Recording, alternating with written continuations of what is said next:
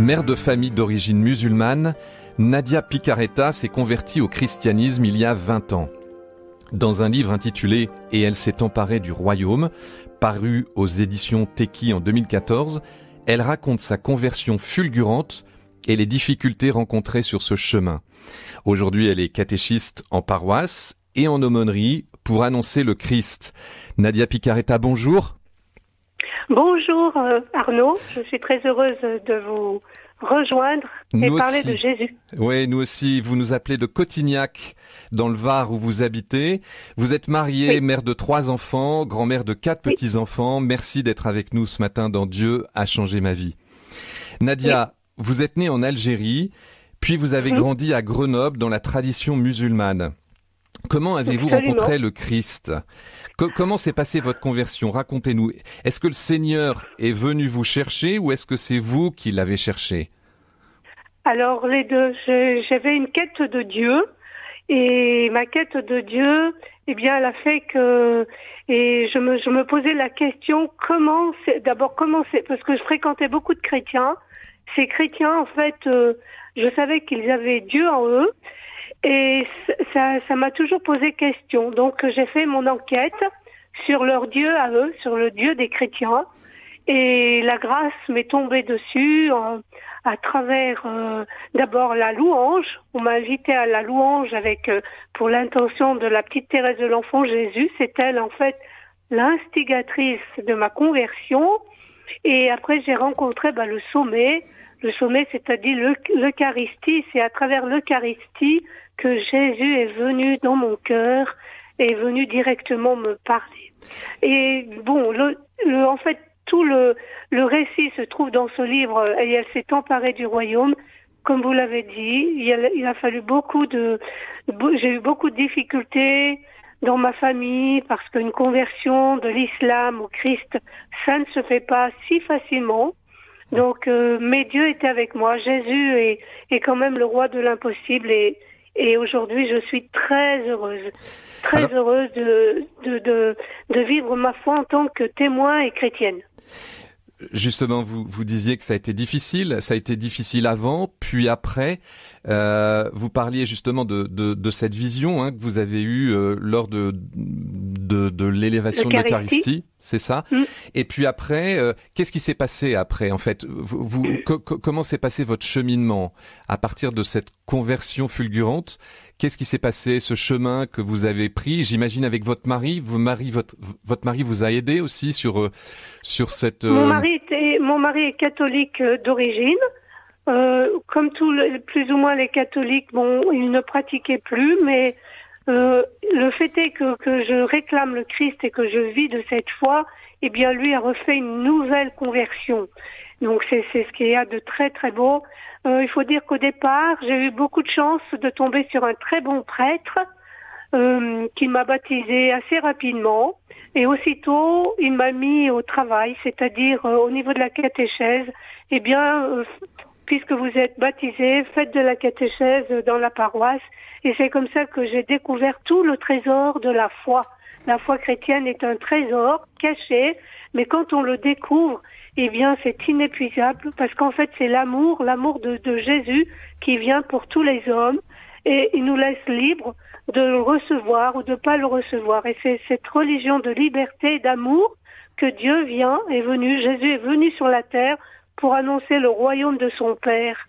Et voilà, c'est toute cette grâce que j'ai voulu profiter, grandir et puis élever mes enfants dans la foi chrétienne.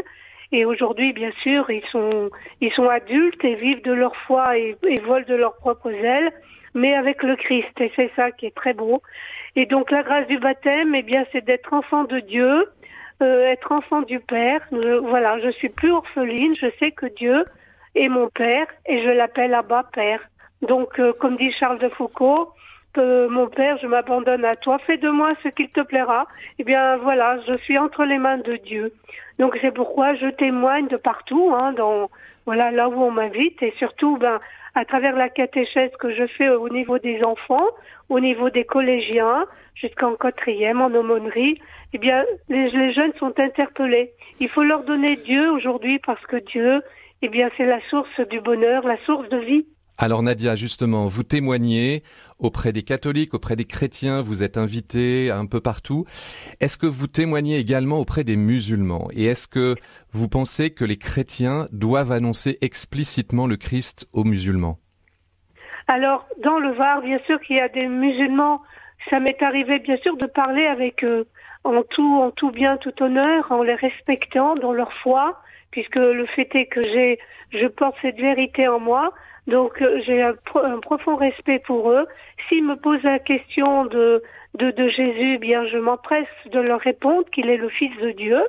Et j'ai accompagné une petite Marocaine qui habitait dans le Var, qui se posait la question du baptême. Mais là, c'est un long cheminement. Il faut beaucoup de patience avec les musulmans. Ça se convertit pas comme ça. Faut pas être naïf. Bien sûr, les musulmans, on peut pas les convertir comme ça. Et c'est Dieu qui convertit. Dieu a changé ma vie. Arnaud Wallard. Comment on parle aux musulmans quand on est chrétien? Comment on leur parle de Dieu? Est-ce qu'il y a des choses à leur dire? Et à contrario, est-ce qu'il y a des choses à ne pas dire? Alors, la première chose à dire, c'est de leur dire que Dieu les aime, parce que ils n'ont pas vraiment la notion de ce Dieu amour. Donc, dans l'islam, c'est différent, mais ils sont eux-mêmes, il y en a des des tolérants. Mais leur dire que Dieu les aime et qui veut aussi leur bonheur. Et leur parler, si on peut aller un peu plus loin, de parler du Christ. Pourquoi le Christ est venu sur terre? Pourquoi il est venu apporter ce message, la bonne nouvelle? La bonne nouvelle, c'est l'évangile. Et puis, tiens, je te passe une petite Bible, tu la liras à temps perdu, mais voilà. En tout cas, de Dieu, on ne force pas, on propose. On propose et on témoigne aussi, parce que à travers ce que vous avez vécu, à travers cette quête de Dieu qui a été progressive, vous pouvez aussi témoigner de votre progression, de votre découverte. Absolument, et c'est ce qui interpelle. Là, je vous ai dit, j'ai une jeune Marocaine qui se pose la question, elle se dit, mais tu as quelque chose que je n'ai pas. Oui, j'ai Dieu, le Dieu des vivants. Donc, elle est là et elle aimerait bien faire cette rencontre. Elle me dit, j'aimerais bien recevoir le baptême, mais j'ai pas reçu la grâce.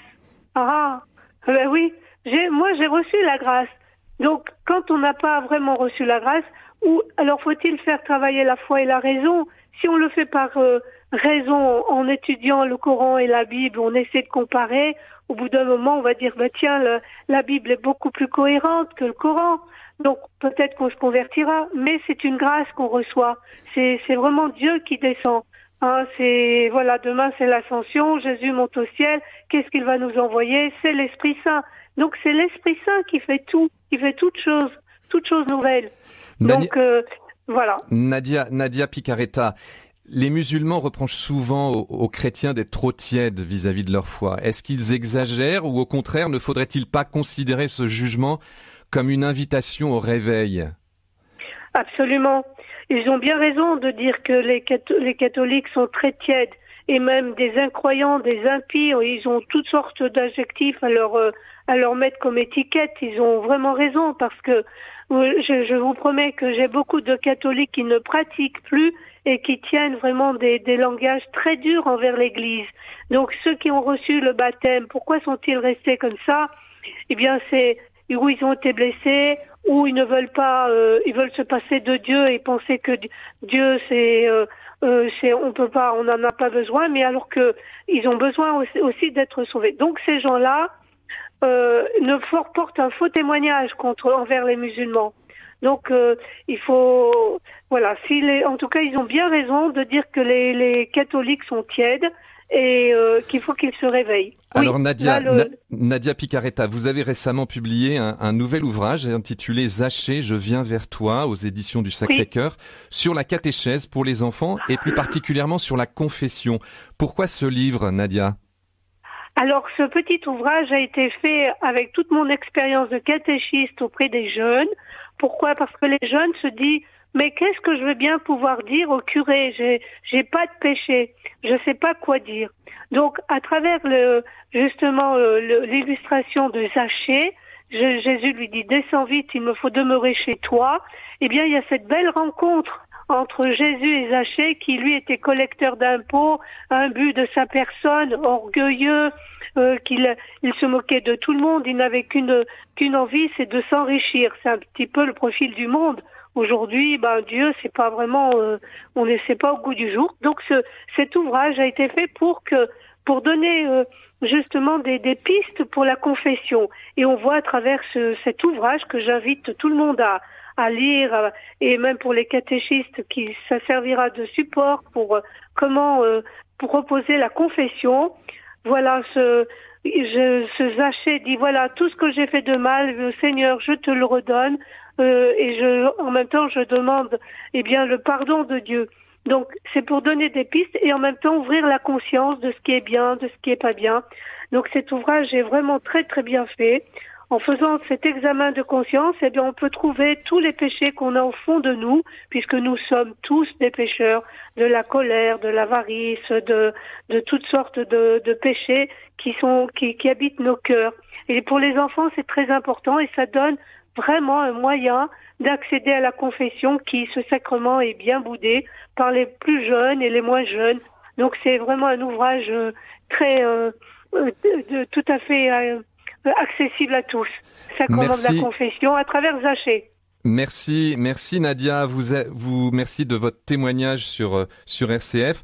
Je voudrais aussi dire que vous habitez à Cotignac, qui était un lieu d'apparition de Joseph et de Marie, deux grandes figures qui, je pense, comptent aussi beaucoup pour vous. Absolument. Saint Joseph est un homme de silence, de prière, de contemplation, d'oraison. On peut s'appuyer sur lui. Il est l'époux de la Vierge Marie et on peut vraiment tout lui confier. Aujourd'hui, c'est cette année de Saint Joseph, on peut vraiment prier. Nous sommes vraiment comblés par tout ce que l'Église nous donne, avec tous ces saints et qui nous aident à cheminer pour aller vers Dieu. Pourquoi? Parce que notre vie est faite pour Dieu et nous sommes tous appelés à la sainteté. Merci. Sainteté pour tous. Merci beaucoup Nadia Picaretta. Merci pour votre témoignage. Je vous en prie, à très bientôt. Au revoir.